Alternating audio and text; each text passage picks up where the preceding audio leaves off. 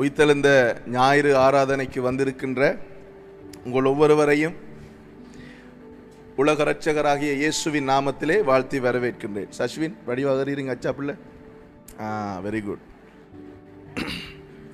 இன்றைய நாளிலும் ஆண்டவர் உங்களோடு ஏற்கனவே இருந்தவர்களுக்கு தெரிந்த காரியங்களும் ஏற்கனவே இல்லாதவர்களுக்கு தெரிந்த அநேக வேத ரகசியங்களை உங்களுக்கு வெளிப்படுத்த இருக்கிறார். எத்தனை பேர் நீங்கள் உண்மையாக எக்ஸைட்டடாக இருக்கிறீங்க? ஆண்டவர் இவ்வளோ விஷயத்தை வேதத்துக்குள்ளே மறைத்து வைத்திருக்கிறாரா என்று அறிந்து கொள்ள. உண்மையாக கடந்த சில நாட்களாக என்னத்தை நான் பேசுகிறதுன்ற ஒரே கன்ஃபியூஷன். ஏனென்று சொன்னால் நிறைய இருக்குது, எதை பேசுகிறது, ஆண்டவரே எனக்கு உதவி செய்யும். அப்போ நேற்றைய தினத்திலும் கூட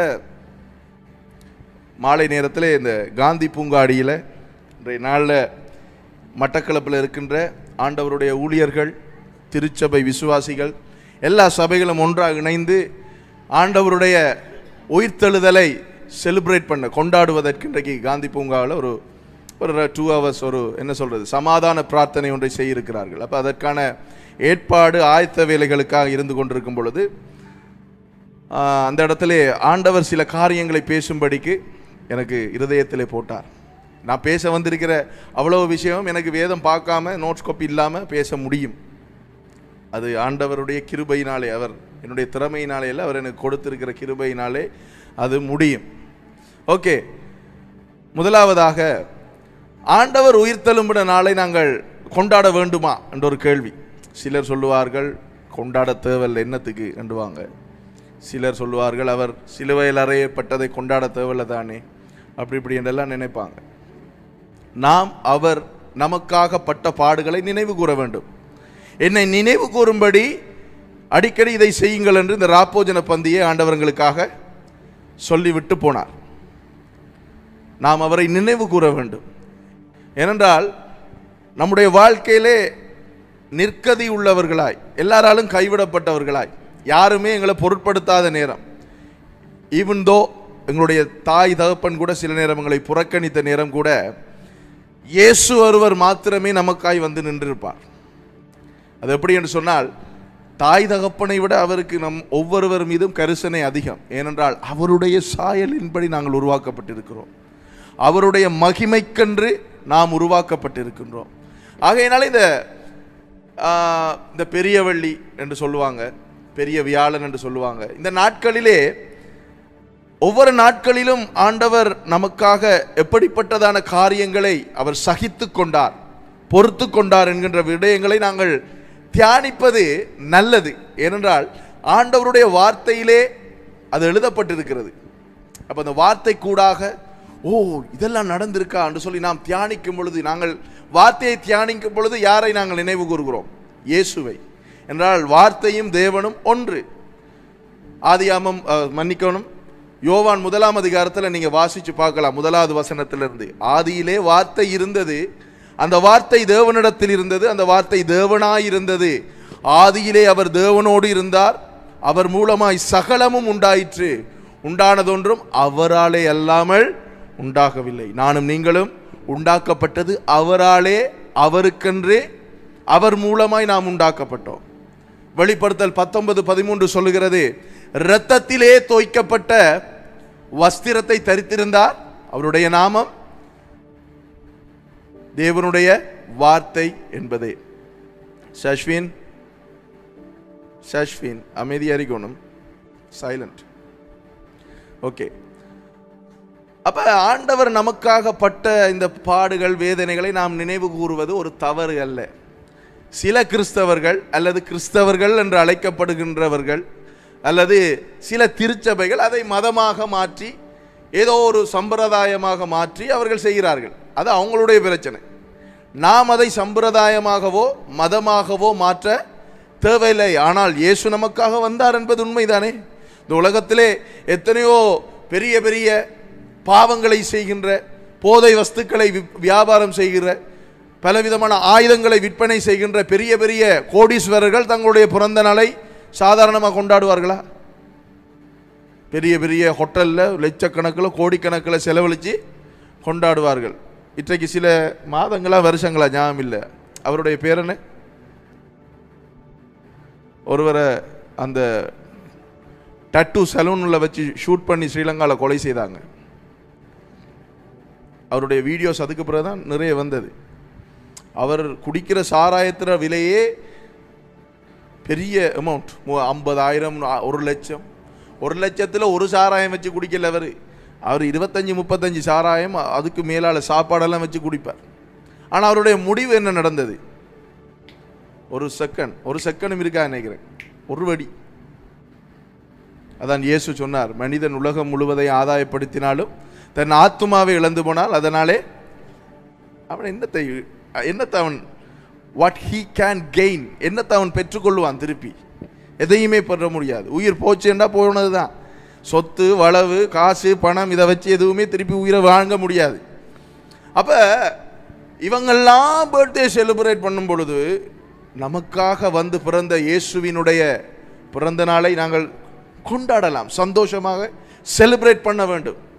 ஏனென்றால் வேதம் சொல்லுகிறது, அவர் பிறந்திருக்கிறார் என்று அந்த சாஸ்திரிகள் வந்து எருசலேமிலே ஏரோதுவின் இடத்திலே கேட்கும் பொழுது எருசலேம் நகரத்தினர் கலங்கினார்கள் என்று சொல்லி எழுதப்பட்டிருக்கிறது. அவருடைய மரணத்தின் மூலமாக அநேகர் தொடப்பட்டார்கள். காய்பா என்று சொல்லப்படுகின்ற அந்த பிரதான ஆசாரியன், அதாவது அன்றைய தினத்திலே இயேசு வாழ்ந்த காலத்திலே பிரதான ஆசாரியனாக இருந்தது காய்பா. இந்த காய்பாவினுடைய வீட்டிலே இருக்கின்ற அனைத்து வேலைக்காரனுடைய தலைவனாகிய மல்கூஸ், நீங்க யோவான் சுவிசேஷத்தில் வாசிச்சு பார்க்கலாம். மல்கூஸின் தலைமையிலே தான் ரோம படை வீரர்கள் கெத்செமனே தோட்டத்திலே இயேசுவை கைது செய்ய வந்தார்கள். அப்ப வரும்பொழுது அவனுடைய காதை பேதுரு வெட்டினான். அதை வேதத்தில் நீங்க வாசிக்கலாம். வெட்டும் பொழுது கூட இயேசு அடிடா டோச்ச, எங்கடா காது விழுந்தது, அங்க வேற அந்த பத்தைக்குள்ள அங்க அதுக்குள்ள வேறண்டு இயேசு காதை தேடல, விழுந்த காதை தொட்டு புது காதை உண்டாக்கினார் மல்கூஸுக்கு. மல்கூசுர வரலாறு நீங்க எடுத்து பார்த்தீங்கன்னா தலையை தூக்கி போடும். ஏன்? சிசிலியா என்று சொல்லப்படுகின்ற பட்டணத்திலே இரத்த சாட்சியாக இயேசுவுக்காக மரித்தார் அந்த மல்கூஸ். யாரு? காய்பாவின் வீட்டிலே, அரண்மனையிலே வேலைக்காரனுக்கெல்லாம் தலைவன். கிட்டத்தட்ட போத்திபார வீட்டில் யோசேப் இருந்தது மாதிரி இரத்த சாட்சியாக மரித்தார். சிரேனை ஊராகிய சீமோன், சிரேனை ஊர் எங்க இருக்குன்னு தெரியுமா? இன்றைக்கு இருக்கிற வட ஆபிரிக்கா. சிரேனே ஊராகிய சீமோன் ஒரு யூதன். யூதர்கள் அசிரியர்கள் மற்றும் பாபிலோனியர்களினாலே தேசத்திலே சிதறடிக்கப்பட்டார்கள். நீங்க எரேமியா, ஏசாயா, தீர்க்கதரிசி இந்த புத்தகங்களை நீங்க அதை வாசிக்கலாம். சிதறடிக்கப்படும் பொழுது யூதர்கள் ஆபிரிக்காவிலே போய் இருந்து விட்டார்கள். எந்த தேசத்தில் யூதர்கள் போயிருந்தாலும் இந்த பாஸ்கா நாட்களிலே அவர்கள் எருசலேமுக்கு வருவார்கள். ஏன்? அவர்களுக்கு இருந்தது ஒரே ஒரு தேவாலயம் எருசலேமிலே. அங்கே வந்த சிரேனே ஊராகிய சீமோன் இயேசுவின் சிலுவையை கடைசியில் கொஞ்சம் தூக்கி உதவி செய்கிறார். ஏன் அவரை தெரிந்து கொண்டார்கள் என்றால், ஆபிரிக்காவில் இருக்கிற யூதன் சாதாரண இஸ்ரேல் தேசத்தில் இருக்கிற யூதன் மாதிரி வெள்ளையும் சொல்லையுமா கொஞ்சம் ஹேண்ட்ஸமா இருக்க மாட்டார். அவர் கொஞ்சம் கடினமா, கருப்பர்களை பார்த்துருப்பீங்க தானே, கொஞ்சம் உயரமா கருப்பா நல்ல திடகாத்திரமா இருப்பாங்க. ஓ, அப்போ ஹீஸ் த சூட்டபிள் காய் என்று சொல்லி ரோமர்கள் என்ன செய்ய, இவதான் பொருத்தமான ஆள் என்று சிலுவையை தூக்க விட்டார்கள். அவனுடைய வாழ்க்கை எப்படி முடிந்தது தெரியுமா? அவனும் இயேசுவுக்கு ஊழியக்காரனாக இருந்து மரித்து போனான். நீங்கள் வேணுமென்னா உங்களுக்கு பைபிள் கொட்டேஷன் அதுக்கு நான் தரலாம். நீங்கள் அப்போஸ்தலர் 19:32, ரோமர் 16:13. அப்போஸ்தலர் 19:32, ரோமர் 16:13. இந்த 2 அதிகாரத்திலையும் வாசிக்கும் பொழுது அப்போஸ்தலர் 19:32 அலெக்சாண்டர் என்கின்ற ஒரு பெயர் வரும். அந்த அலெக்சாண்டர் யார் என்று சொன்னால் இந்த சிரேனே ஊர் சீமோனுடைய மகன். அவரும் இயேசுவுக்காக ஊழியம் செய்தார். அவர் பிள்ளைகளை கூட ஆண்டவருக்காக ஊழியம் செய்யும்படிக்கு வளர்த்தார். ரோமர் 16:13 வாசிக்கும் பொழுது சிரேனே ஊரான சீமோனுடைய அடுத்த மகன் ரூபு என்று சொல்லி எழுதப்பட்டிருக்கும். அவருக்கும் அவருடைய தாய்க்கும் அப்போஸ்தலனாகிய பவுல் ரோமாபுரியிலே இருக்கிறவர்கள் என்று சொல்லி அவர்களுக்கு வாழ்த்து தெரிவிக்கிறதை நாங்கள் அதில் பார்க்கலாம். இதெல்லாம் அப்படி நீங்கள் இவங்க தான் சொல்லுவீங்கன்னு சொன்னால் வேதத்தில் அவங்களுடைய பேர் நீங்கள் மார்க்கு 15:21 நீங்கள் வாசிச்சிங்கன்னு சொன்னால் அதில் சிரேனே ஊராகிய சீமோன் ஒன்று வெறுமனே அவங்க அங்கே ஆவியானவர் எழுதி வைக்கவில்லை. அங்கே எப்படி எழுதப்பட்டிருக்குன்னு சொன்னால் அலெக்சாண்டரின் ரூபினுடைய தகப்பனாகிய சிரேனே ஊராகிய சீமோன். சிரேனே ஊர் என்றது வட ஆப்பிரிக்காவில் இருக்கிறது. அப்போ இவர்களுடைய வாழ்க்கைகள் எல்லாம் மாற்றி போட்ட ஒரு மரணம் நடந்தது. அந்த மரணம் யாருடைய மரணம்? இயேசுவின் மரணம். இயேசுவின் மரணம் என்று சொல்லக்கூடாது, இயேசுவின் மரணம். ஏன்? அது வல்லமை உள்ளது அந்த மரணத்திலே. அதுக்கு பிறகு நாங்கள் பார்க்கிறோம், இந்த கடைசியா இயேசுவினுடைய விழாவிலே ஒரு போர்ச்சவகன் ஈட்டியால குத்துறான். அவன் சாதாரண போர்ச்சவகன் அல்ல, 100க்கு அதிபதி, அதாவது 100 போர் வீரர்களுக்கு தலைவர். சரியா? அப்ப கெத்செமனே தோட்டத்தில் இயேசுவை கைது பண்ணின நேரம் தொடக்கி அடிச்ச அவளை அடி எல்லா சகலவற்றையும் இந்த போர் வீரன் பார்த்து கொண்டு தான் இருந்தான். அவன் ஏன் ஈட்டியால குத்துனான்? அவனுக்கு ஒரு ரெஸ்பான்சிபிலிட்டி இருந்தது. அங்கே ரோம அரசாங்கத்துக்கு அவர் மரித்தார், நான் செக் பண்ணினேன் என்று சொல்லி அவங்க மெடிக்கல் சர்டிஃபிகேட் கொடுக்கும். என்ன மெடிக்கல் சர்டிஃபிகேட்? டெத் சர்டிஃபிகேட் கொடுக்கணும். இப்போ அதுக்கு அவன் செக் பண்ணான்.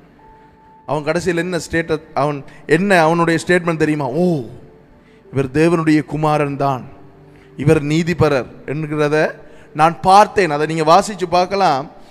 லூக்கா 23:46-47. நான் இது இன்றைக்கு பிரசங்கம் இல்லை, நான் அவருடைய பிறந்தது, அவருடைய மரணம், சில காரியங்கள் உங்களோட பகிர்ந்து கொண்டு செய்திக்குள்ளே போகலாம் என்று சொல்லி நான் நினைக்கிறேன்.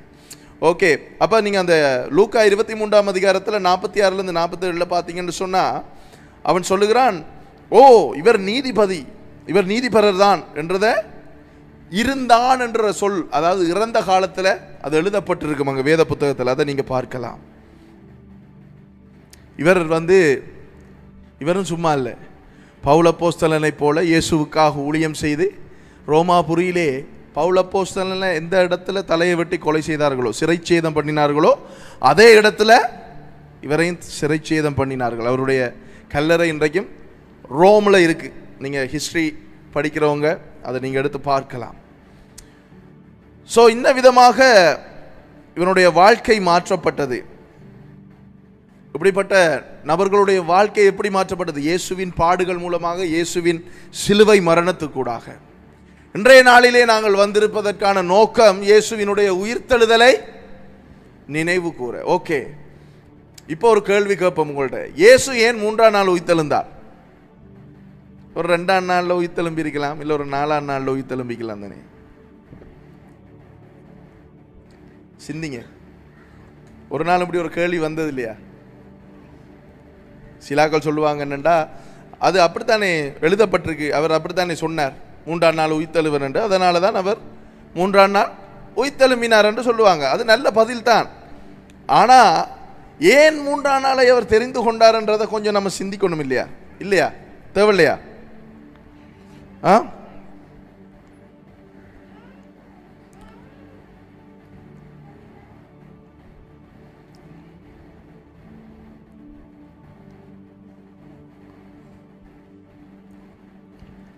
ஏன் 3ஆம் நாள் இயேசு உயிர்த்தெழுந்தார்?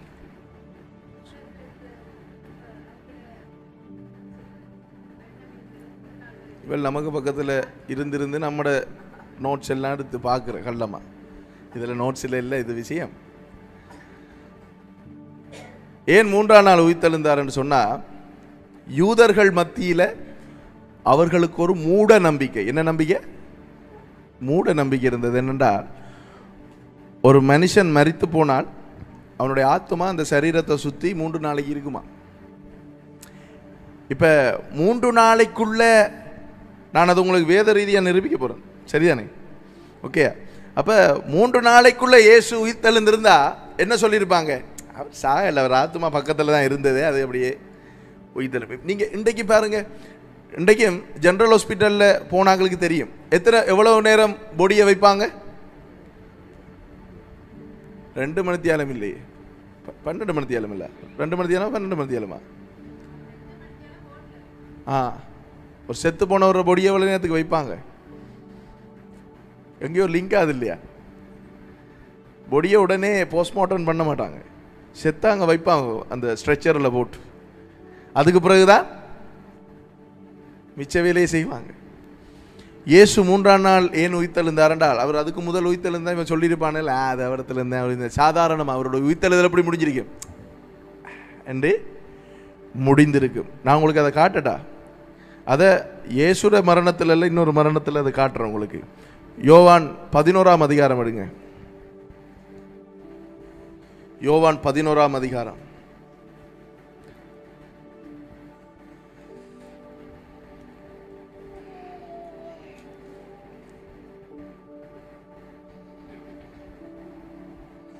யோவான் எழுதின சுவிசேஷம் 11ஆம் அதிகாரம் 39வது வசனத்தை பாருங்க. இதுல லாசருவை இயேசு கிறிஸ்து உயிர்த்தெழுப்புகின்ற சம்பவம் இருக்குது. அப்ப இந்த இடத்துல இயேசு வந்துட்டார். இப்ப லாசருடைய கல்லறை கிட்ட 39வது வசனத்தை பாருங்க. இயேசு கல்லை எடுத்து போடுங்கள் என்றார். மரித்தவனுடைய சகோதரியாகிய மாத்தாள் அவரை நோக்கி, ஆண்டவரே, இப்பொழுது நாருமே 4 நாளாயிற்றே என்றாள். இயேசுவுக்கு அவர் மரித்த செய்தி எப்போ வருது? 4 நாளைக்கு முதலே அவர் அங்கே இருக்கும் பொழுது கேள்விப்பட்டார். அவர் நினைச்சிருந்தா இயேசு அங்க இருந்தா ஓகே, எலும்பு லாசர் அந்த தூரத்திலிருந்து சொல்லியிருந்தாலும் எழுந்திருந்திருப்பான். ஆனால் அவர் டைம் கொடுத்தார். 3 நாள் ஆகட்டும், 4 நாள். ஏன் 3 நாளைக்கு பிறகு அவன் எழும்ப மாட்டான் என்கின்றது அவர்களுடைய நிச்சயமான நம்பிக்கை. அந்த நம்பிக்கையை உடைத்து, நான் நினைத்தால் உயிர்த்தெழுப்ப முடியும், என்னால் முடியும் என்றதை காண்பிக்கிறதுக்கு இயேசு 4வது நாள் லாசருவை உயிர்த்தெழுப்பினார். அதே நேரத்தில் யூதர்களுடைய ஒரு கலாச்சாரம் இருக்கு. என்னன்னு சொன்னா, மரித்த உடனே அவர்களை கொண்டு நம்ம அடக்கம் பண்ணுறது தானே மண்ணுக்குள்ள, அந்த மாதிரி அடக்கம் பண்ண மாட்டாங்க. அவங்க என்ன செய்வாங்கன்னு சொன்னா, ஒரு கல்லறையில் கொண்டு போய் அவங்கள வைப்பாங்க. இந்த கல்லறை எப்படிப்பட்டது என்று சொன்னா, இந்த கல்லறை எப்படிப்பட்டது என்று சொல்லி பார்த்தீங்கன்னு சொன்னா, அங்கே கொண்டே அந்த சரீரத்தை, அந்த பிணத்தை கொண்டே வச்சோடனே இந்த சதை ஊன் என்று சொல்லுவாங்க தானே, இது எல்லாத்தையும் உறிஞ்செடுத்துடும். அதுக்கு ஒரு நல்ல வேர்டு இருக்குது அந்த கல்லறைக்கு, நான் அதை மறந்துட்டேன். ஓகே, நான் இன்னொரு நாளைக்கு சொல்லித்தரேன். அதில் அந்த வேர்டு அந்த சொல்லினுடைய அர்த்தம் என்னன்னு சொன்னால், அது சரீரத்தில் இருக்கிற இந்த சதை இதெல்லாம் உறிஞ்செடுத்து. நீங்கள் பழைய ஏற்பாட்டில் வாசிக்கும் பொழுது யோசேப்பின் எலும்பைத்தான் கொண்டு வருகிறார்கள் இஸ்ரேல் தேசத்துக்கு. திரும்பி வரும் பொழுது அதை வாசிச்சிருப்பீங்க நீங்கள். சரீரத்தை கொண்டு வரல. அப்போ கல்லறையில் வைத்திருப்பார்கள். எத்தனை மாதத்துக்கு? ஒரு 3 மாதத்துக்கு கல்லறையில் வைப்பாங்க. 3-6 மாதத்துக்கிட்ட வைப்பாங்க. வைக்கும் பொழுது இந்த சரீரத்தில் இருக்கிற இந்த இதெல்லாம் போனதுக்கு பிறகு எலும்பு மட்டும் உள்ள இருக்கும். அந்த எலும்பு எடுத்து கொண்டு போய் தான் என்ன செய்வாங்க? அதுக்கு பிறகுதான் அவங்க அடக்க ஆராதனையே செய்வாங்க. உடனே அடக்க ஆராதனைலாம் செய்கிறல்ல, எடுத்துக்கொண்டே அப்படியே வச்சிருவாங்க. வச்சுட்டு எல்லாம் இத்து போனதுக்கு பிறகு என்ன செய்வாங்க? அதை எடுத்துக்கொண்டு போய் அடக்க ஆராதனை செய்வாங்க. அப்போ இந்த கல்லறையில் இயேசுவை வைத்ததற்கு, கல்லறையில் யூதர்கள் அவர்களுடைய மரிக்கிற பிணங்களை வைக்கிறதுக்கான நோக்கம் அதுதான். நீங்கள் ஆபிரகாமின் அந்த சம்பவங்களை வாசிக்கும் பொழுது, ஆபிரகாமின் மனைவியாகிய சாராள் மரித்து போனதுக்கு பின்பதாக என்ன நடக்குதுன்னு சொன்னால், அவர் காசு கொடுத்து மக்பெல்லா என்று சொல்லப்படுகின்ற ஒரு குகையை வாங்குறார். வாசிச்சு பார்த்தீங்களா? குகையை வாங்கி அதில் தான் அடக்கம் பண்ண. ஏன்னா அடக்கம் என்கின்றது அது மிகவும் ஒரு முக்கியமான விஷயம். மெசபத்தோமிய நாகரிகம் என்று சொல்லப்படுகின்ற நாகரிகம், அதான் உலகத்தில் முதலாவது நாகரிகம். மெசபத்தோமிய நாகரிகம் இருக்குது, நைல் நதி நாகரிகம் இருக்குது, சிந்து சமவெளி நாகரிகம் இருக்குது. இப்படி நிறைய நாகரிகங்கள் இருக்குது. சமூக கல்வி படித்தார்கள், வரலாறு படித்தார்கள் தெரியும். இந்த மெசபத்தோமிய நாகரிகத்தில் உருவான ஒரு கொள்கொண்டு இருக்கிறது. அதாவது எகிப்தியர்கள் என்ன செய்வாங்கன்னு சொன்னால், அவர்களுடைய தேசத்தில் பிரமிட்களை அமைத்து கொண்டார்கள். அமைச்சாங்க தானே. இந்த பிரமிட்டுக்குள்ளே தான் இந்த சரீரங்களை, செத்து போன பிணங்கள் எல்லாம் வைப்பாங்க. இந்த பிணத்தை வைக்கும் பொழுது அது அவர் பாவிச்ச நகை, கோப்பை, சகல சாமானும் வைப்பாங்க. ஏனெண்டா அவர் மறுவாழ்வுக்கு போகும் பொழுது இதெல்லாம் எடுத்துகிட்டு போவார்ன்ற ஒரு நம்பிக்கை அவங்களுக்குள்ள இருந்தது. இந்த பிரமிட்டெல்லாம் யார் அமைச்சு கொடுத்தா? நான் உங்களை யாருக்கும் சொல்லி கொடுத்துருக்கேன். பிரமிட் இருக்கு தானே, பிரமிட்டை அமைக்கிறதுக்கு ஸ்கெட்சு போட்டு கொடுத்தவர் வந்து நம்மளோட யோபு. அது வேற பாடம், அது வேற செக்ஷன். அப்போ இந்த அடக்கம் பண்ணுறதுன்றது மிகவும் ஒரு முக்கியமான விஷயமாக அங்கே இருந்தது. இன்றைக்கு நம்மடாக்களும் சத்தியம் தெரிஞ்சாலும் ஏன் சிலாக்கள் ரசிக்கப்படுறதில்ல. இந்து சமயத்தில் இருக்கிறவங்க, ரோமன் கத்தோலிக்கத்தில் இருக்கிறவங்க, உங்களதுக்கு வந்தால் சவக்கால் இல்லைடா பாங்களுக்கு என்றுவாங்க. அந்த நாளில் சவக்காலைக்காக வேண்டி இயேசுவை ஏற்றுக்கொள்ளாமல் இருந்தவர்கள் அநேகம். ஏன்? நான் மரிக்கும் பொழுது அப்படி அடக்கம் பண்ணப்படும். கிட்டடியிலே ஒரு சம்பவம் கேள்விப்பட்டேன். அந்தாண்டிருக்கான் நுனியில் கடிதத்தை எழுதி வேண்டியது. கத்தோலிக்கத்தில் தான் அடக்கம் பண்ணணும். எண்ணத்தில் அடக்கம் பண்ணா என்னடா, கீழே தானே போறீங்க. கவனம் வராது, ஸ்டாண்டை தட்டாமல் பார்த்துக்கொள்ளுங்க இருங்க. அப்ப அடக்கம்ன்றது மிகவும் முக்கியமான ஒரு விஷயம். அப்ப இப்ப விளங்கிட்டா உங்களுக்கு ஏன் இயேசு 3ஆம் நாள் உயிர்த்தெழுந்தார் என்றதனுடைய ரகசியம். ஓகே, இப்ப வாங்க உங்களை கூட்டிட்டு போறேன் மத்தேயு 27வது அதிகாரம்.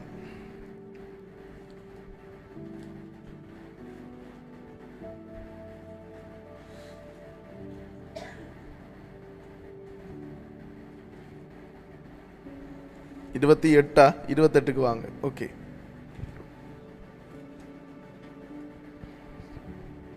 முதலாவது வசனத்திலிருந்து பாருங்க. ஓய்வு நாள் முடிந்து வாரத்தின் முதலாம் நாள் விடிந்து வருகையில்.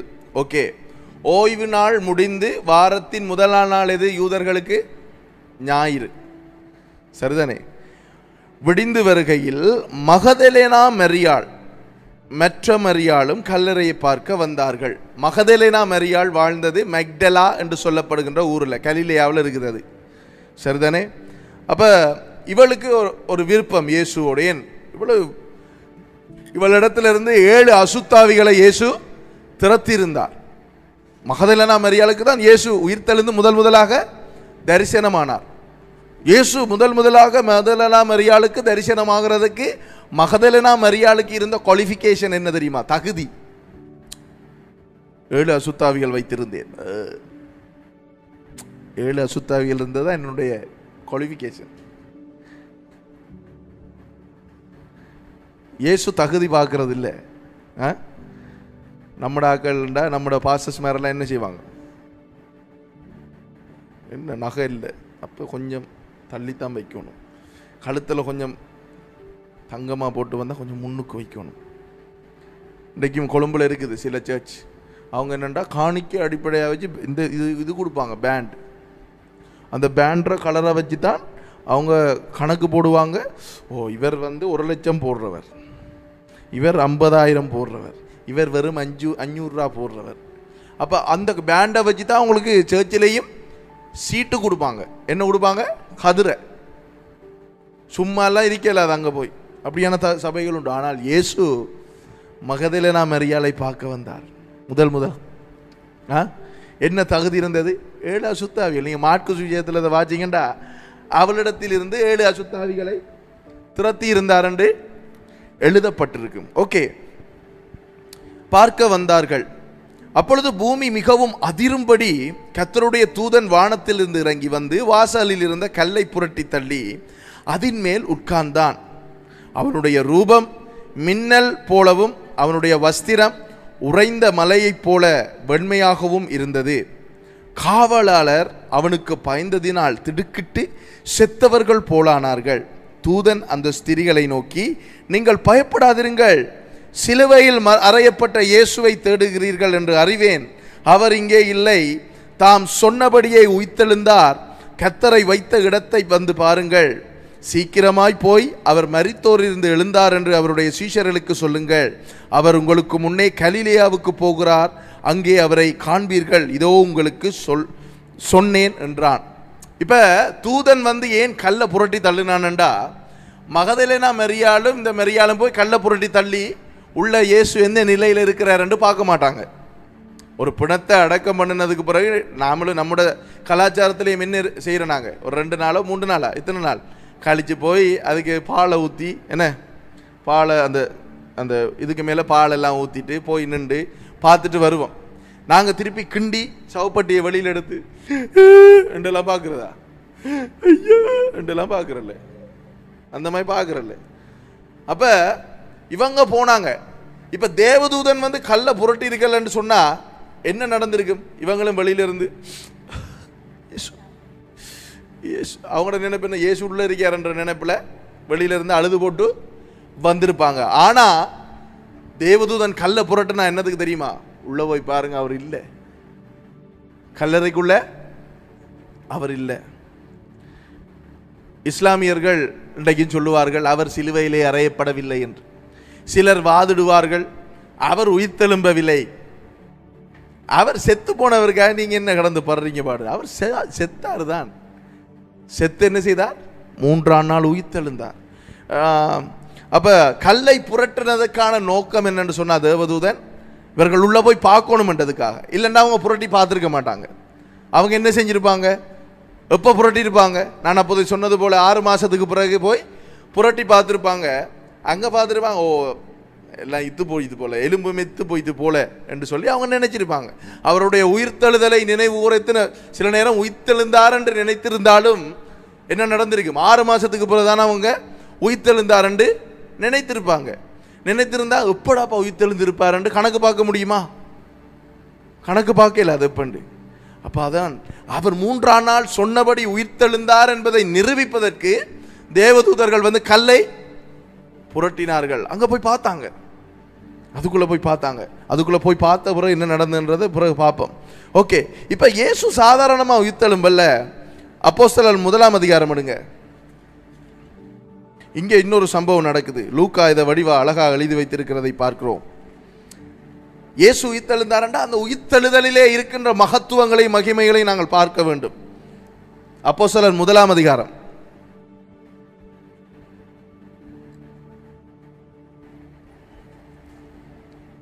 ஓகே, 1வது வசனத்திலிருந்து பாருங்க. தியோப்பிலுவே, இயேசுவானவர் தாம் தெரிந்து கொண்ட அப்போஸ்தலருக்கு பரிசுத்த ஆவியினாலே கட்டளையிட்ட பின்பு அவர் எடுத்துக்கொள்ளப்பட்ட நாள் வரைக்கும் செய்யவும் உபதேசிக்கவும் தொடங்கின எல்லாவற்றையும் குறித்து 1ஆம் பிரபந்தத்தை உண்டு பண்ணினேன். அதாவது இயேசு பரிசுத்தாவியினாலே கட்டளையிட்ட பின்பு, பரிசுத்தாவியானவரை பெற்றுக்கொள்ளுங்கள் என்று யோவான்ல ஊதுறார். அதுக்கு பிறகு அவர் எடுத்துக்கொள்ளப்பட்ட நாள் வரைக்கும், அந்த எடுத்துக்கொள்ளப்பட்ட நாள் வரைக்கும் அவர் என்ன செய்து கொண்டிருந்தார் என்று சொல்லி இங்கே பதிவு செய்யப்பட்டிருக்கிறது பரிசுத்த வேதாகமத்திலே. அதை எழுதுகிறார் யாரு? லூக்கா. 3வது வசனம். அவர் பாடுபட்ட பின்பு 40 நாளளவும் அப்போஸ்தலருக்கு தரிசனமாகி. எத்தனை நாள் இந்த பூமியில் இருந்தார்? 40 நாள் இருந்தார்.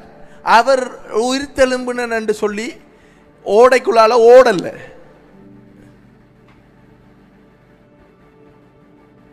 இந்த மாதிரிலாம் சைன் கொடுக்கல. உயிர்த்தெழும்பித்தனே உயிர்த்தெழும்பித்தனே என்று அவர் 40 நாளளவும் பூமியில இருந்தார். இருந்தது மாத்திரமல்ல, அப்போஸ்தலர்களுக்கு தரிசனமாகி தேவனுடைய ராஜ்யத்துக்குரியவைகளை அவர்களுடனே பேசி அநேகம் தெளிவான திருஷ்டாந்தங்களினாலே அவர்களுக்கு தம்மை உயிரோடு இருக்கிறவராக காண்பித்தார். ஒரு இடத்துல நீங்க பார்க்கலாம், அவங்க என்ன என்று பார்த்தா அந்த அவரோட மகிமை அடைந்த சரீரத்தில் அவர் உள்ள வாரார். எங்க அந்த அவங்க இருந்த அறைக்குள்ள வாரார். ஏன் அவங்க அறைக்குள்ள இருந்தாங்க? இங்க இயேசு எருசலேமில் என்ன பிரச்சனை என்று சொல்லி பார்த்தீங்கன்னா, இஸ்ரேல் நாட்டில் இயேசுவை சிலுவையில் அறைஞ்சாச்சு. அந்த மரணம் கொடூரமான மரணம். அப்ப இதை குறித்து இதை பார்த்த சீஷர்களுக்கு என்னப்ப பயம், தங்களையும் அந்த மாதிரி செஞ்சிருவாங்கன்னு சொல்லி கதவை பூட்டிட்டு உள்ள இருக்கிறாங்க. உள்ள இருக்கும் பொழுது இயேசு என்ன செய்கிறார்? கதவு பூட்டி இருக்கத்தக்கதாக உள்ளே வந்தார் என்று வேதத்தில் இருக்குது. அப்போ உள்ளே வரும் பொழுது அவர்கள் என்ன நினைக்கிறாங்க? ஆவியோ என்று சொல்லி நினைக்கிறாங்க. தோமா கடைசி வரைக்கும் நம்பல. அதான் நீங்க எழுதப்பட்டிருக்கு. அநேக திருஷ்டாந்தங்களினாலே தம்மை உயிரோடு இருக்கிறவராக காண்பித்தார். இயேசு சும்மா எழும்பிட்டு போகல. உலக வரலாற்றில் வேற வேற மத நம்பிக்கைகளில் சொல்லுவாங்க, அவர் உயிர்த்தெலும்பினார், இவர் உயிர்த்தெலும்பினார். உயிர்த்தெலும்பி இந்த என்ன சொல்றது, நம்மளோட அப்பாட பாஷா புல்டா போண்டா கஞ்சா கப்சா இந்த விளையாட்டெல்லாம் காட்டல. இந்த ஆக்கள் காட்டுவாங்க, அந்த விளையாட்டெல்லாம் இயேசு காட்டல. 40 நாள் பூமியில இருந்தார். அப்ப அவரை சிலுவையில் அறிஞ்சவங்களும் இருந்தாங்களா? இருந்தாங்க. மறுதளித்த பேதுருவும் இருந்தாரா? இருந்தார். அடுத்து நான் உங்களுக்கு காட்ட போறேன் யார் யார் இந்த லிஸ்டில் இருந்தாங்கன்னு, எத்தனை பேருக்கு அவர் தன்னை காண்பித்தார் என்றதையும் காட்ட போறேன். அப்ப ஆண்டவர் 40 நாள் அளவும் உயிர்த்தெழும்பி இருந்தார். ஓகே, இப்போ 1 கொரிந்தியருக்கு வாங்க. இங்க அப்போஸ்தலனாகிய பவுல் அந்த தகவலை இங்க பதிவு செய்து வைத்திருக்கிறார். என்ன தகவல்? அவர் எத்தனை பேருக்கு தன்னை காண்பித்தார்? முதலாவது யாருக்கு தன்னை காண்பித்தார்? இயேசுவின் உயிர்த்தெழுதலை நாங்கள் சந்தோஷமாக நினைவு கூறிக்கொண்டிருக்கிறோம். இப்ப இந்த சம்பவம் எல்லாம் இப்ப நடந்து கொண்டிருக்கு. இந்த டைம் தான். அவர் இரவு 12 மணிக்கு உயிர்த்தெழும்பினாரா நமக்கு தெரியாது. ஆனால் இப்ப காலையில விடிய காலத்துல போய் இப்ப இந்த நேரம் மகதலேனா நான் மரியாள் சொல்லி பெரிய பதட்டம், இயேசுவை காணல. இயேசு மகதலேனா மரியா போய் என்ன சொன்ன சீசர்கிட்ட, இயேசுவோட பொடியை தூக்கிட்டு போயிட்டாங்க. ஓகே, 1 கொரிந்தியர் 15 எடுங்க. எடுத்துட்டீங்களா?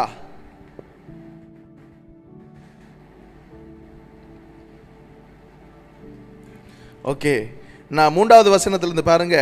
நான் அடைந்ததும் உங்களுக்கு பிரதானமாக ஒப்புவித்ததும் என்னவென்றால், கிறிஸ்துவானவர் வேத வாக்கியங்களின்படி நமது பாவங்களுக்காக மரித்து, அவர் மரித்தார் என்றால் 3 நாள் அவரை கல்லறையில் வைத்தார்கள். மரித்தார் என்று ரோம 100க்கு அதிபதி அங்க டெத் சர்டிபிகேட் கொடுத்தான். ஓகே, 4வது அடக்கம் பண்ணப்பட்டு வேத வாக்கியங்களின்படி 3ஆம் நாளிலே உயிர்த்தெழுந்தது மாத்திரமல்ல, 5வது வசனம், கேபாவுக்கும். முதலாவது யாருக்கு காண்பிக்கிறார்? மகதலேனா மரியாளுக்கு பிறகு கேபாவுக்கு தன்னை காண்பித்தார். கேஃபா என்றால் சிறிய கல் என்று அர்த்தம். என்ன மொழியில? எபிரேய மொழியில. கேபா என்றால் எபிரேய மொழியில சிறிய கல் என்று அர்த்தம். நீங்க கோலியாத்தை தாவீது இந்த என்னது அந்த கூழாங்கல் இருக்குல்ல, அந்த கூழாங்கல்லுக்கும் நீங்க எபிரேய மொழி வேதாகமத்தை எடுத்து பார்த்தா அதுலேயும் கெஃபா என்று தான் இருக்கும். பேதுருவுக்கு என்ன சொன்னார் ஆண்டவர் என்றால், அந்த கூழாங்கல்ல போல நான் உன்னை பயன்படுத்த போறேன், நீ நிறைய கோலியாத்திர நெத்தியை பிளந்துட்டு போறாய் என்றுதான் அவர் அங்க சொன்னார். என்ன, இந்த நீ கேபாவா இருக்கிறாய் சொன்னாரா இல்லையா? ஓகே, கேபாவுக்கும் பின்பு 12 தரிசனமானார். அதன் பின்பு அவர் 500 பேருக்கு அதிகமான சகோதரருக்கும் ஒரே வேளையில் தரிசனமானார். அவர்களில் அநேகர் இந்நாள் வரைக்கும் இருக்கிறார்கள், சிலர் மாத்திரம் நித்திரையடைந்தார்கள். பின்பு யாக்கோபுக்கும் அதன் பின்பு அப்போஸ்தலர் எல்லாருக்கும் தரிசனமானார். எல்லாருக்கும் பின்பு அகாலப்பிறவி போன்ற எனக்கும் தரிசனமானார். யார் எழுதுறாத? பவுல். எல்லாருக்கும் பின்பு அகாலப்பிறவி, தன்னை கேவலமா எழுதுறான். நம்மடாக்கள் எழுதியிருப்பாங்க. அதற்கு பின்பு டாக்டர், பிஷப், ரெவரண்ட் ஜொனத்தனுக்கும் தரிசனமானார் என்று எழுதியிருப்பாங்க. இப்போ நான் எழுதியிருந்தா அப்படி தான் எழுதியிருப்பேன். எப்படி? மதிப்புக்குரிய கலாநிதி, வன போதகர், மதிப்புக்குரிய என்று எழுதி. ஆனால் பவுல், அந்த 13 நிருபம் எழுதின பவுல் சாதாரண பவுல் இல்லை. கமாலியலுக்கு கீழே இருந்து படித்த பவுல். கமாலியல் சும்மா வாங்க உங்களுக்கு பைபிள் படிப்பிச்சு தரேன் கூப்பிட மாட்டார். 613 நியாய பிரமாணங்களையும், எத்தனை நியாய பிரமாணம் இருக்கு வேதத்தில்? 10 கட்டளை இல்லை, அது 10 கட்டளை ஃபர்ஸ்ட்டு கொடுக்கப்பட்ட மொத்தம் 613 கட்டளை சட்டங்கள் இருக்குது. அப்போ இந்த 613 கட்டளை சட்டங்களையும் ஒப்புவிக்கணும். அதுக்கு எபிரேய மொழியில சொல்லுவாங்க பார் மிட்ஸ்வா என்று சொல்லுவாங்க. இயேசுவை 12 வயசில் மரியாளும் யோசேப்பும் கொண்டு போகும் பொழுது இயேசு அங்கே தேவாலயத்தில் அவர்களோடு பேசி கொண்டிருக்கும் பொழுது அவர்கள் ஆச்சரியப்படுகிறார்கள் அல்லவா, என்னண்டு இவருக்கு எப்படி இந்த ஞானம், என்னண்டு இவருக்கு ஆக்கள் நினைக்கிற. அவர் அங்கிருந்து பிரசங்கம் பண்ண 12 வயசிலேயே அவர் ஊழியம் தொடங்கி, அவர் ஊழியம் ஒன்று தொடங்கல, அவரை கொண்டு போனாங்க. நம்மட கலாச்சாரத்தில் இருக்கு தானே இந்த ஏடு தொடக்கிறதுக்கு கொண்டு போகிற மாதிரி இயேசுவை கொண்டு போய் நியாயப்பிரமாணத்தை படிக்க விடுவாங்க. அவர்களுடைய பிள்ளைகளுக்கு 12 வயசில் நியாயப்பிரமாணத்தை கற்றுக் கொடுப்பாங்க. அதுக்கு சொல்லுவாங்க பார் மிட்ஸ்வா என்று சொல்லி எபிரேய மொழியில். இன்றைக்கும் பார் மிட்ஸ்வா நடக்குது இஸ்ரேல் தேசத்தில். பிறந்த பிள்ளைக்கு அதை ஆண்டவருடைய வசனத்தை நியாயப்பிரமாணத்தை கற்றுக் கொடுப்பாங்க. அப்படி அவரை கொண்டு போய் விடும் பொழுது அவர் அங்கே பேசின விதத்தை பார்த்து அவர்கள் ஆச்சரியப்பட்டார்கள். அப்போ இந்த பார் மிட்ஸ்வாவில் தேறினவன் பவுல் கமாலியல்கிட்ட சும்மா அவர் தன்னுடைய மாணவனாக சீஷனாக ஒருத்தனை தெரிந்து கொள்ள மாட்டார். இருக்க சொன்ன உங்களை, ஹலோ சாஸ்வின் கம் சிட், எழும்பி தெரியக்கூடாது. ஓகே, அப்ப எத்தனை பேருக்கு தரிசனமானாரா? 500க்கும் மேற்பட்ட, இங்க வடிவா வாசிக்கணும், 500க்கும் அதிகமான சகோதரருக்கு. இயேசு மகதலேனா மரியாளுக்கு மட்டும் தன்னை காண்பித்து விட்டு ஓடி போகவில்லை. 500க்கும் மேற்பட்ட சகோதரருக்கு தன்னை காண்பித்தார். 40 நாட்கள் அவர் பூமியிலே இருந்தார். அவர் சும்மா இருக்கல, தன்னுடைய அடி வாங்கின வேதனைகளை சகித்த அதே சரீரத்திலே உயிர்த்தெழும்பி இந்த பூமியிலே அவர் இருந்தார். ஓகே, இயேசு வருவதற்கு முன்பதாக, வேதத்தில் வருவதற்கு முன்பதாக பழைய ஏற்பாட்டில் எத்தனை உயிர்த்தெழுதல் இருக்கு? மரணத்திலிருந்து எத்தனை பேர் உயிர்த்தெழும்பி இருக்காங்க? வேதத்தை நல்லா வாசிச்சாங்களுக்கு தெரியும். இப்போ நான் உங்களுக்கு தெரியும், யோசிக்கிறீங்க. இப்போ முதலாவது யார் உயிர்த்தெழுப்பினது மரணத்திலிருந்து? எலியா. எலியா சாரிபாத் விதவையினுடைய மகனை உயிர்த்தெழுப்புறார். நீங்கள் அதை வாசிக்கலாமா? 1 ராஜாக்கள் 17 17ஆம் அதிகாரத்தில் இருக்கு. முதலாவது உயிர்த்தெழும்புதல் வேதத்தில் அதுதான். எலியா யாரை உயிர்த்தெழுப்புகிறார்? சாரிபாத் விதவையின் மகனை. முதலாக எலியா மூலமாக ஆண்டவர் உயிர்த்தெழுப்பினது ஒரு புறஜாதியை, யூதனை அல்ல. சாரிபாத் என்று சொல்லப்படுகின்ற இந்த ஊர் இருக்குங்கன்னு சொன்ன சீதோனிலே இருந்த ராஜாவும் பூசாரியினுடைய மகள்தான்.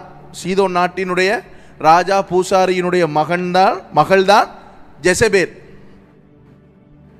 ஜெசபேலினுடைய தகப்பனின் பேர் என்ன? ஏத் பாகால் என்றால் என்ன அர்த்தம்? பாகாலினுடைய பூசாரி என்று அர்த்தம். ஜெசபேல் இங்க இஸ்ரேல் தேசத்தில், யூதர்களுடைய இஸ்ரேல் தேசத்தில் தேவனுக்கு விரோதமாக என்ன செய்து கொண்டிருக்காள்? பாகாலை வச்சு பெரிய விளையாட்டெல்லாம் காட்டி கொண்டிருக்காள். ஆனால் இஸ்ரேலுக்குள்ள இருந்த ஒரு தீர்க்கதரிசி ஆண்டவர் அவளோட ஊருக்கு அனுப்பி அங்க இருக்கிற விதவைய என்னுடைய மகனை உயிர்ப்பித்தார். எப்படி ஆண்டவர் விளையாட்டு? ஆண்டவர் அப்படிப்பட்டவர். ஓகே, அப்ப முதலாவது உயிர்த்தெழுதல் எலியா உயிர்த்தெழுப்புகிறார். ரெண்டாவது நீங்க பாத்தீங்கன்னு சொன்னா எலிசா சூனமித்தியாள் மகனை உயிர்த்தெழுப்புகிறார். யார மகனை? சூலமித்தியாள். அது ரெண்டாவது உயிர்த்தெழும்புதல். மூன்றாவது உயிர்த்தெழும்புதல் எதுன்னு சொல்லி பார்த்தீங்கன்னா, எலிசாவை அடக்கம் பண்ணிட்டாங்கன்னு சொன்னா மண்ணுக்குள்ள அடக்கம் பண்ணல. நீங்க அதை 2 ராஜாக்கள் 13 வாட்சி பார்க்கலாம். இதை மாதிரி கல்லறையில் வச்சிருக்காங்க. அப்போ யாரோ ஒருத்தனை தூக்கிட்டு வராங்க. சவத்தை தூக்கிட்டு வரும் பொழுது அங்கே மோவாப்பியர்கள் இவர்களை கொள்ளையிட வராங்கன்னு சொல்லி பயந்து இந்த பொடியை அந்த கல்லறைக்குள்ளே போடுறாங்க. அந்த பொடி என்ன செய்து போய் எலிசாவின் எலும்புகளிலே பட்டதும் என்ன நடக்குது? அவன் உயிர்த்தெழும்பினான். இந்த 3 உயிர்த்தெழுதல் மாத்திரமே வேதத்தில், பழைய ஏற்பாட்டில் இயேசு இந்த பூமிக்கு வருவதற்கு முன்பதாகவே இருக்கிறது. எத்தனை உயிர்த்தெழுதல் இருக்கு? 3 என்ன?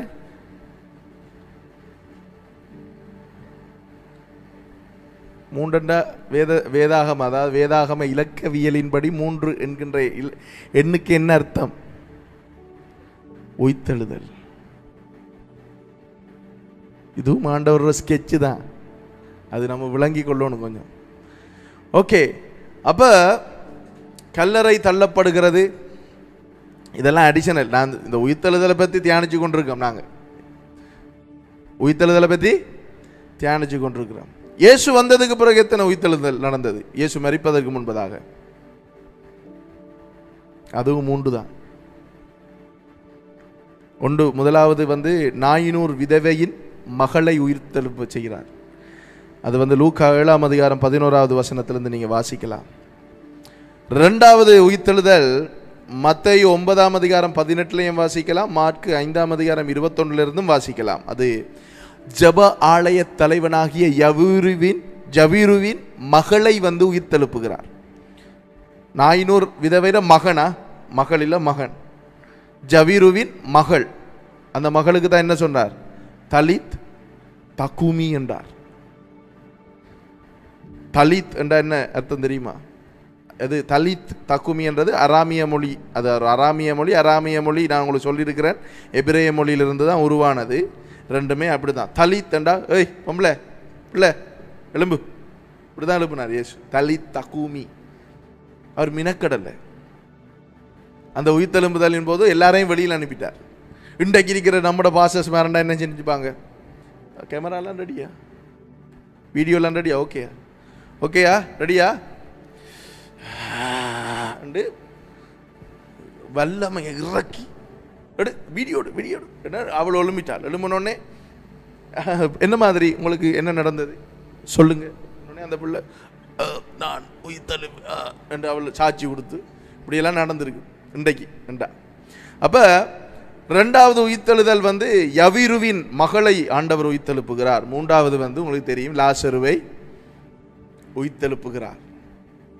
7வது உயிர்த்தெழுதல் என்ன? 7வது உயிர்த்தெழுதல் இயேசுவின் உயிர்த்தெழுதல். லாசருவுக்கு பிறகு ஒருத்தரையும் உயிர்த்தெழுப்பல இயேசு. 7வது அவர் தான் உயிர்த்தெழும்பினார். அப்ப பழைய ஏற்பாட்டில் எத்தனை உயிர்த்தெழுப்புதல்? 3. புதிய ஏற்பாட்டில் இயேசு எத்தனை பேர் உயிர்த்தெழுப்பினார்? அதுவும் உயிர்த்தெழுப்புதல். 3 எத்தனை? 6 என்னத்தை குறிக்கும்? 6 என்கின்ற இலக்கம் வேதாகம இலக்க முறைமையின்படி என்னத்தை குறிக்கும்? எல்லாம் தாடத்தில் இருக்கணும். மனுஷன். அப்ப 6 பேர் மனுஷன் தானே என்ன ஆண்டவர் எழுப்புன. 7வதா எழும்பினவர் யார்? 7 என்கின்ற இலக்கம் என்னத்தை குறிக்கும்? சம்பூரணம், முழுமை. 7வதாக எழும்பினவர் இயேசு, வானத்திலிருந்து வந்த கர்த்தர். ஒரு உயிர்த்தெழுதலை பார்த்தீங்க தான் எப்படி அண்டு. ஓகே, இன்றைக்கு அடுத்ததாக நான் உங்களை, இதுதான் கடைசி, இது இதில் நிறைய ரகசியம் உங்களுக்கு சொல்லிக் கொடுக்குறேன். யோவான் 20ஆம் அதிகாரத்துக்கு வாங்க. சில விஷயங்களை உண்மையாகவே என்ன சொல்கிறதுன்னு சொன்னால், நாங்கள் கொஞ்சம் மூல மொழியில் படிக்கணும். எனக்கு அது கஷ்டமே என்று சொன்னீங்கண்டா, கஷ்டம் இருக்கிறார்களுக்கு படிப்பிச்சு கொடுக்க தான் நாங்கள் இருக்கிறோம். ஆண்டவர் அந்த கிருபை வரத்தை, அந்த அபிஷேகத்தை ஆண்டவர் அது கொடுக்குறார்.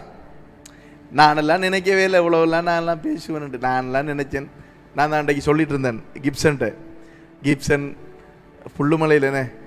புல்லுமலையில் மோட்டில் இருந்து அந்த லாத்தையா அந்த தடியை ஆணியால் அடிக்கும் பொழுது நான் கீழே இருந்து பலகை எடுத்து கொடுத்தேன். அப்போ நான் நினைச்சேன் எந்த வாழ்க்கை எப்படித்தான் போல பலகை எடுத்து கொடுத்து முடிஞ்சிடும் போல. பிறகு யோசித்தேன், பியசனங்கோட வேலை செய்யும் பொழுது அவருக்கு கட்டை எடுத்து கொடுத்து இந்த வாழ்க்கை முடியும், நான் ஒரு ஓடாவியாத்தான் மறிப்போம் போல என்று நான் நினைச்சேன் உண்மையா. பிறகு கொஞ்ச நாள் போகக்குள்ள இந்த சர்ச்சில் இந்த கலவை போடுவான். கலவை போடும் பொழுது நினைச்சேன், ஓ நான் ஒரு மேசன் போல, நம்மளோட வாழ்க்கை இப்படித்தான் போகும். ஆனால் ஆண்டவருடைய சிந்தனையை பார்த்தீங்களா, அங்கே கொண்டு நம்மளை நிறுத்தாட்டி வச்சிருக்காருண்டு. சொல்லப்போனால் நமக்கு இதில் நிற்கிறதுக்கு தகுதியே இல்லை, தகுதிப்படுத்துகிறவர் அவர். ஓகே, இப்போ இந்த உயிர்த்தெழுதலின் சம்பவத்துக்குள்ள கொஞ்சம் டீப்பாக போவோம். நான் இதை ஏற்கனவே போன வருஷம் பேசியிருக்கிறேன். ஆனால் பேசியிருந்தாலும் இதில் இன்னும் அதிகமான ரகசியங்களும் உங்களுக்கு வெளிப்படுத்த போகிறேன் ஒரு 15 நிமிஷத்துக்குள்ள. ஓகே, யோவான் 20 1வது வசனத்திலிருந்து பாருங்க. வாரத்தின் முதல் நாள் காலையில் அதிக இருட்டோடே மகதலேனா மரியாள் கல்லறையின் இடத்திற்கு வந்து கல்லறையை அடைத்திருந்த கல் எடுத்து போட்டிருக்க கண்டாள். உடனே அவள் ஓடி சீமோன் பேதுருவினிடத்திலும் இயேசுவுக்கு அன்பாயிருந்த மற்ற சீஷனிடத்திலும் போய், யார் அந்த அன்பான சீஷன்? யோவான். அப்ப யோவான் இங்க எழுதும் பொழுது இயேசுவுக்கு அன்பாயிருந்த சீஷன் என்று முடிச்சிட்டார். இப்ப நான் யோவான் சுவிசேஷ ஜொனத்தன் சுவிசேஷத்தை எழுதியிருந்தா ரெவரன் டாக்டர் என்ன வேற என்னெல்லாம் போட இயலுமோ எல்லாத்தையும் போட்டு என்ன கொஞ்சம் பெருமைப்படுத்தி கொஞ்சம் லிப்ஸ்டிக் அடிச்சு, என்ன ஜானு லிப்ஸ்டிக் கொஞ்சம் அடிச்சு க்ரீம் எல்லாம் போட்டு இந்த மாதிரி நின்று எழுதியிருப்பேன். ஓகே. அப்ப கல்லறையில் எடுத்துக்கொண்டு போய்விட்டார்கள், அவரை வைத்த இடம் எங்களுக்கு தெரியவில்லை என்றாள். அப்ப இவள் போய் கொடுக்கிற ஸ்டேட்மெண்ட் என்ன? காணல. அப்ப நாங்க அங்க வாசிக்கும் பொழுது தேவதூதன் சொல்றான். தேவதூதன் சொன்னதையும் இவள் நம்பல. அதை நான் உங்களுக்கு என்ன காட்டுனேன். என்ன அப்போஸ்தலர் 1 அதிகாரத்தில் என்னென்று எழுதப்பட்டிருக்குது? அநேக திருஷ்டாந்தங்களினாலே இயேசுதான் உயிரோடு இருக்கிறார் என்று அவர்களுக்கு நிரூபிக்க வேண்டியிருந்தது. ஏனென்றால் அவர்களுக்குள்ள கலப்பான நம்பிக்கைகள் காணப்பட்டது. உங்களுக்கு தெரியும், சதுசேயர்கள் உயிர்த்தெழுதலை நம்பினாங்க, பரிசேயர்கள் நம்பல. அப்ப இந்த கலப்பான சிந்தனைகள், கலப்பான கொள்கைகள் அங்கே காணப்பட்டபடியினால இவர் இயேசுவுக்கு பெரிய பாடு என்ன நிரூபிக்க வேண்டியிருந்தது. நம்மளா இருந்தா நிரூபிச்சிருப்போமா? சும்மா யோசிச்சு பாருங்க. நமக்கு பொறுமை, உனக்கு சொல்ற விலங்குலையா, நம்ப இல்லைன்னா போடாப்பா என்று சொல்லி ஏசிருப்போம். இயேசு தாழ்மையாக, அன்பாக, என்ன பொறுமையாக இருந்து, தோமா கையை விட்டு பார்க்கக்குள்ள நாமளா இருந்தா இயேசு இடத்துல நம்ம என்ன செஞ்சிருப்போம்? என்ன கையை விட்டா உனக்கு சொன்னால நான் உயிர்த்தெழும்பு உனக்கு நம்பல, உனக்கு நம்பல போடி. இதுதான் நம்மட உயிர்த்தெழும்பு. இயேசுவை பாருங்க எவ்வளவு பொறுமைன்று. நம்மட ஆக்களுக்கு இங்கிலீஷில் போயம் சொல்லி கொடுக்கவே இல்லை. பொறுமை சொல்ற விளக்கலையா? இங்க கத்துனா அந்த காளி கோயில் சந்தியில கேட்கும். அவர் சிரிக்கிறார், அவருக்கு தெரியுது அம்மா பத்தியான் பேசுறாரு. நமக்கு இங்க இங்கிலீஷ் சொல்லி கொடுக்கவே பொறுமை இல்லை. அப்ப இயேசு 40 நாளும் 500 பேருக்கும் நிரூபிச்சிருக்கணுமே, நான் ஒளித்தெலும்பிட்டேன். மேவா? அப்ப இங்க நடந்த சம்பவம் அதுதான். சரியா? அப்ப இவள் போய் என்ன ஸ்டேட்மெண்ட் சொல்றாள்டா? பேதுருவின் இடத்துலையும் யோவான் இடத்துலையும் அவர் யாரோ களவெடுத்துட்டு போயிட்டாங்க. 3வது வசனம், அப்பொழுது பேதுரு மற்ற சீஷனும் கல்லறை இடத்திற்கு போகும்படி புறப்பட்டு இருவரும் ஒருமித்து ஓடினார்கள். ஓடி போறாங்க. பேதுருவை பார்க்கிலும் மற்ற சீஷன் துரிதமாய் ஓடி முந்தி கல்லறையின் இடத்தில் வந்து அதற்குள்ளே குனிந்து பார்த்து சீலைகள் கிடக்கிறதை கண்டான். ஆனாலும் அவன் உள்ளே போகவில்லை. என்ன செய்கிறான்? இப்படி பார்க்கிறான், சீலைகள் கிடக்குது. இப்ப இந்த சீலைகள் என்னன்றதான் நான் பேச போறேன். ஆனா போன முறை நான் உங்களுக்கு ஒரு சீலையை பத்தி மட்டும்தான் பேசினேன். இங்க 2 சீலைகள், சீலைகள் என்று பன்மையில் எழுதப்பட்டிருக்கு. யூதர்கள் வாங்க, இப்ப வாங்க வாங்க வாங்க ஓகே, இதுக்கு வாங்க, யோவான் 19க்கு வாங்க. அச்சா பிள்ளைகள் மாய், வேதத்தை நம்ம ஆராய்ஞ்சு படிக்கணும்.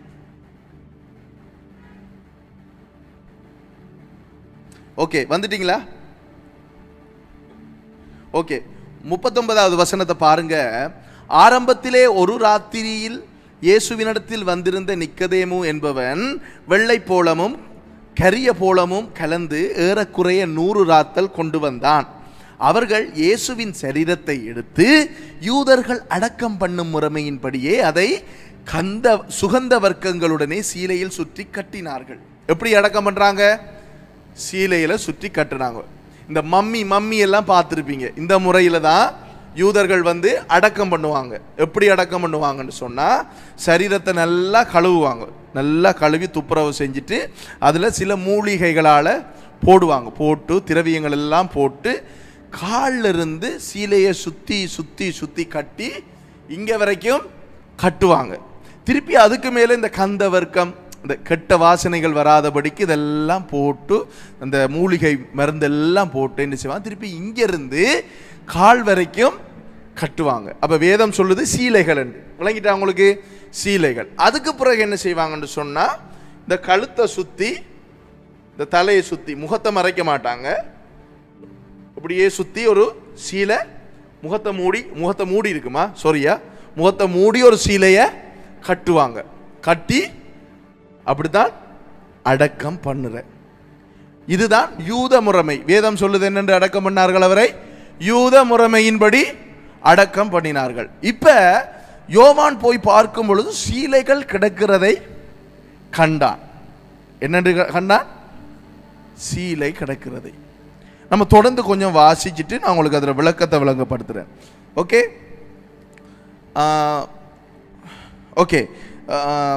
எத்தனையாவது வசனம்? 6வது. 5வது வசனம். குனிந்து பார்த்து சீலைகள் கிடக்கிறதை கண்டான்.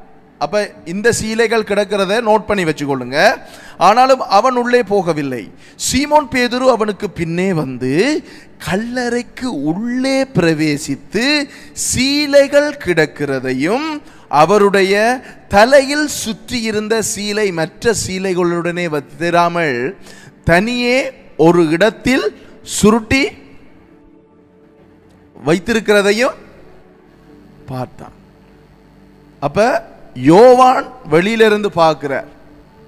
சம்பவத்தை விளங்கிக் கொள்ளுங்க. யோவான் கல்லறைக்குள்ள போல வெளியிலிருந்து பார்க்கும் பொழுது சீலைகள் கிடக்கிறதை கண்டான். பேதுரு கல்லறைக்குள்ள போய் பார்க்கிறார். போய் பார்க்கும் பொழுது சீலைகள் கிடக்கிறது, அதோட தலையிலே சுற்றப்பட்ட சீலை சுருட்டி வேறு இடத்திலே வைக்கப்பட்டிருக்கிறதையும் கண்டான். ஓகே, இந்த முதலாவது வருகிறது தானே, முதலாவது யோவான் போய் பார்க்கிறார் தானே சீலை கிடக்கிறது என்று. இந்த சீலை கிடக்கிறது என்ற இடத்துல பாவிக்கப்பட்டிருக்கின்ற கிரேக்க சொல், அதாவது புதிய ஏற்பாட்டு வேதாகமம் கிரேக்க மொழியிலே எழுதப்பட்டது. ஏன் கிரேக்க மொழியில் எழுதப்பட்டது என்றால், இன்றைக்கு சர்வதேச மொழி எது? இங்கிலீஷ். உங்களோட அத்தான் பிரெஞ்சு பேசுவார், ஆனால் இங்கிலீஷையும் பற்றி தான் பேசுவார், சரிதானே? அன்றைக்கு இயேசு வாழ்ந்த காலத்தில் எது சர்வதேச மொழி? கிரேக்கம். இயேசு வாழ்ந்த இஸ்ரேல் நாட்டில் இருந்த லோக்கல், அதாவது தேசிய மொழி என்ன? நம்ம நாட்டில் தேசிய மொழி என்ன? தமிழ் இல்லை, சிங்களம். சிங்களம். அப்ப அன்றைக்கு அவர் வாழ்ந்த பொழுது இருந்த பாஷை அராமிய மொழி. யூதர்களோடு பேசும் பொழுது பாவித்த மொழி என்ன? எபிரேய மொழி. அதனால சர்வதேச மொழியாக அன்றைக்கு காணப்பட்ட கிரேக்க மொழியில தான் பரிசுத்த வேதாகமம் எழுதப்பட்டது. அப்ப யோவான் போய் வெளியில நின்று பார்க்கும் பொழுது அங்க பார்த்த அந்த சீலைகள் கிடக்கிறது இருக்கு தானே, இதா இருக்கு சீலைகள், இந்த கிடக்கிறது இருக்கு தானே, ஆங்கிலத்தில் பார்த்தா லையிங் என்றிருக்கும், வைக்கப்பட்டிருக்கிறது. அந்த இடத்துல பாவிக்கப்பட்டிருக்கின்ற, இது நான் உங்களுக்கு இங்கிலீஷ்லையும் போட்டிருக்கிறேன். கிரேக்க சொல் கெய் மே நா. என்ன? கெய் மே நா. கெய் மே நா என்றா அதன் அர்த்தம் என்னவென்றால், இன்றைக்கு ஞாயிற்றுக்கிழமை ஹாஜியாரில் போய் வீட்டில் இருக்கிற எல்லாருக்கும் ஒரு பெரிய சோத்து பாசல் வாங்கி வாரோம். என்ன வாங்கி வாரோம்? சோத்து பாசல். சோத்து பாசல் மேசையில் இருக்குது. படுத்தெலும்பி வந்து நம்ம சாப்பிடுவோம் பார்க்குறோம். பார்க்கும் பொழுது என்ன இருக்குது? சோத்து பாசல் இருக்கு. எப்படி இருக்கும் பாசல்? சுற்றப்பட்டு இருக்கும். சாப்பிடுவோம் அதில் கையை வைக்கிறோம், பக்கண்டாம வருது. திறந்து பார்த்தா உள்ளுக்குள்ள சோறும் இல்லை, டிஷ்யூவும் இல்லை, வெறும் பேப்பர் அப்படி சுற்றி வச்சிருக்கு. இதனுடைய அர்த்தம் தான் கெய்மேனா.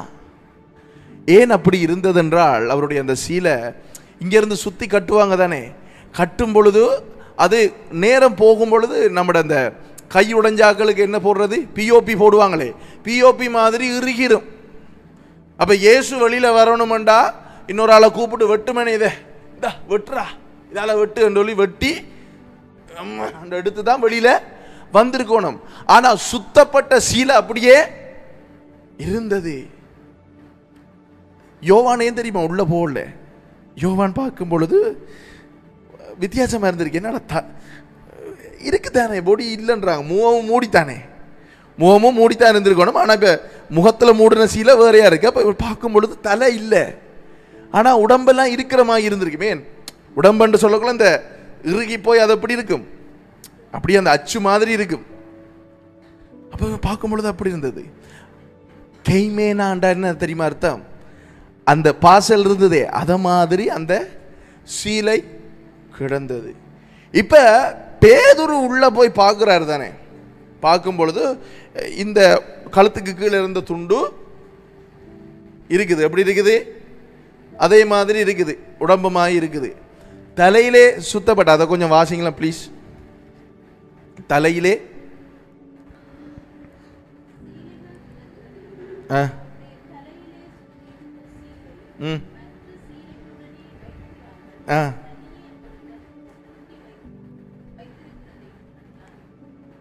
தனியே சுருட்டி என்றுக்கு தானே சீலைகள் கிடக்கிறதையும் அவருடைய தலையில் சுற்றி இருந்த சீலை மற்ற சீலைகளுடனே வைத்திராமல், அதாவது அந்த கெய்மேனா என்ற நிலையில் இருந்த சீலையோட வைத்திராமல் தனியே ஒரு இடத்தில் சுருட்டி வைத்திருக்கிறதையும் கண்டான்.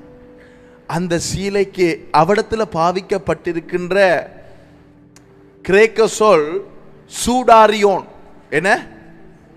சூடாரியோன் என்கின்ற கிரேக்க சொல். ஃபோல்டட் நெப்கின் என்று சொல்லி ஆங்கிலத்தில் எழுதப்பட்டிருக்கு. நெப்கின் என்று சொன்னா இது தான் நாங்க நினைக்கிறது.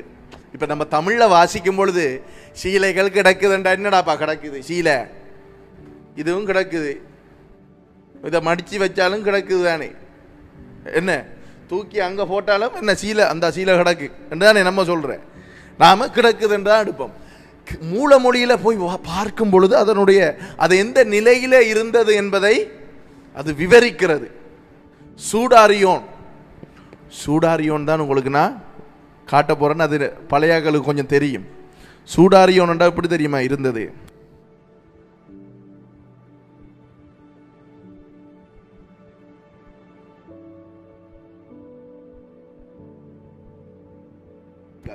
இதுதான் அந்த தலையில சுத்தப்பட்ட சீலை என்று சொல்லி பார்த்துக்கொள்ளுங்க, சரியா?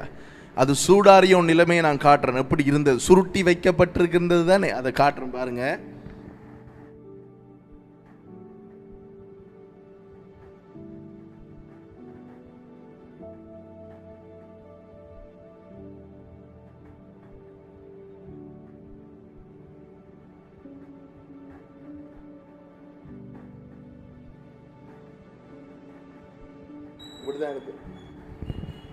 இப்படித்தான் இருந்தது. சூடாரியோன்டா இதுதான் அர்த்தம். இதுதான் அந்த சுருட்டி வைக்கப்படுதல். நான் இன்னொரு தடவை சுருட்டி காட்டுறேன்.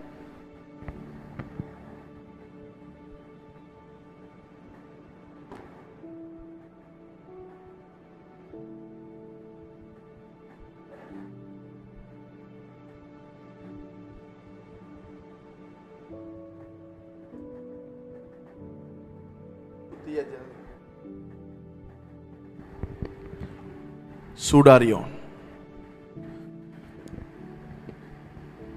இது என்னுடைய கற்பனை, இப்ப நான் சொன்னதில்லை, அந்த கதையை நான் சொல்றேன். ஒருவேளை இயேசு உயிர்த்தெழும்பினதுக்கு பின்பதாக அவர் படுத்திருந்து என்ன செஞ்சிருப்பார்? அந்த துணியை எடுத்து சுத்தி வடியா வச்சுட்டு சிம்பிளா வெளியில வந்திருக்கலாம். இல்லைன்னா சில நேரம் தேவதூதர்கள் சுத்தி வைக்க உதவி செய்திருக்கலாம். இந்த சூடாரியோன் என்றால் என்ன அர்த்தம் தெரியுமா? யூத கலாச்சாரத்தில் ஒரு பணக்காரன், ஒரு ராஜா, ஒரு பெரிய அதிகாரத்திலே இருக்கிற ஒருவர் தன்னுடைய சாப்பாட்டு மேஜையிலே இருந்து சாப்பிடுவார் தானே. அந்த சாப்பாட்டை யார் வச்சிருப்பாங்க? அந்த மேசையில் அவருடைய வேலைக்காரர்கள் வைத்திருப்பாங்க. ஒரு வீட்டு எஜமான் மேசையிலிருந்து சாப்பிடும் பொழுது வேலைக்காரர்கள் பக்கத்தில் நின்று பார்த்து கொண்டு இருக்கலாமா? இல்லாட்டி அவங்க கிச்சனில் போய் பின்னால் இருப்பாங்களா? வளம் என்ன, பின்னால் இருப்பாங்க. அவங்க கூப்பிட்டா மட்டும் முன்னுக்கு வருவாங்க இல்லையா? அந்த எஜமான் சாப்பிடும் பொழுது பெரிய பெரிய ஹோட்டலுக்கு போனவங்களுக்கெல்லாம் தெரியும் என்ன, ஒரு நெப்கின் ஒன்று கொடுப்பாங்க, அதை மடியில் போட்டு தான் நம்ம சாப்பிட்றது. அப்போ எமர்ஜென்சியாக வாஷ்ரூமுக்கோ என்னதுக்கோ போகணுமெண்டா என்ன செய்வோம், அந்த நெப்கின் எடுத்து வச்சுட்டு தான் நம்ம போயிட்டு வருவோம். இதனுடைய அர்த்தம் என்னன்னு சொன்னால், சூடாரியோன்ற என்ன தெரியுமா அர்த்தம்? நான் திரும்பவும் வருவேன். இயேசு திரும்ப வருவாரா? இயேசு திரும்பவும் வருவேன் என்பதுதான் சூடாரியோனுடைய அர்த்தம். விளங்கிச்சா? அப்ப உயிர்த்தெழுந்த இயேசுவினுடைய உயிர்த்தெழுதலுக்குள்ள இப்படி ஒரு மகத்துவமான காரியம் இருக்குது.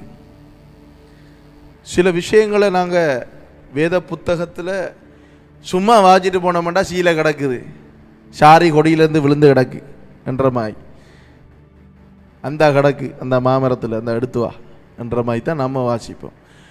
ஆவியானவர் தான், பரிசுத்த ஆவியானவருடைய வழி நடத்துதலோடு வேத புத்தகம் எழுதப்பட்டது தேவனுடைய மனுஷர்களினாலே. அப்ப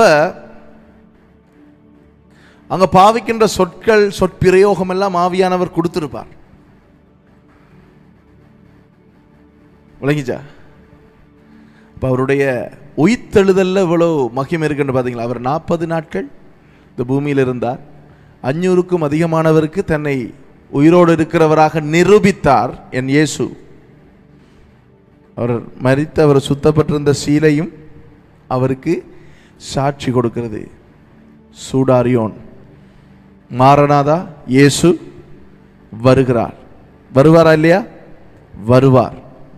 நாம் அவரோடு போவதற்கு ஆயத்தமா? நம்மை நாம் ஆராய்ந்து பார்த்து கொள்வோம். ஓகே, கர்த்தருடைய பந்திக்காகங்களை நாங்கள் ஆயத்தப்படுத்துவோம். இது ஒரு சந்தோஷமான நேரம். ஆண்டவர் உயிர்த்தெழுந்தார். அவர் நமக்காக இன்றைக்கும் ஜீவிக்கிறார். இயேசு ஜீவிக்கிறாரா? மத்தேயு 27 நீங்கள் வாசிங்கன்னு சொன்னால், அவர் உயிர்த்தெழும்புதலின் போது அநேகமான பரிசுத்தவான்களுடைய கல்லறைகளும் திறக்கப்பட்டது என்று எழுதப்பட்டிருக்கு. அவர்கள் எருசலேமிலே அநேகருக்கு காணப்பட்டார்களாம். யாருக்கு? பரிசுத்தவான்கள் இயேசு எழும்பின பொழுது அநேகருக்கு காணப்பட்டார்கள். ராப்போஜனத்தை கொடுங்க. ஜானு, நீங்கள் ஞானஸ்தானம் எடுத்துட்டீங்களா? ஓகே, அப்போ நீங்கள் எடுக்கல, அது தெரியும் தானே? ஓகே, எப்போ எடுக்கிற ஐடியா? மனம் திரும்பி எடுக்கணும். அப்போ அவருடைய மரணத்திலே இருக்கிற மகத்துவங்கள் அநேக காரியங்கள் இருக்கு. நமக்கு நேரம் போதாது, பேசினா பின்னேரம் இரவாயிரும். என்ன இரவாயிரும். இயேசு நல்லவர். மாரநாதா, இயேசு மீண்டும் வருகிறார்.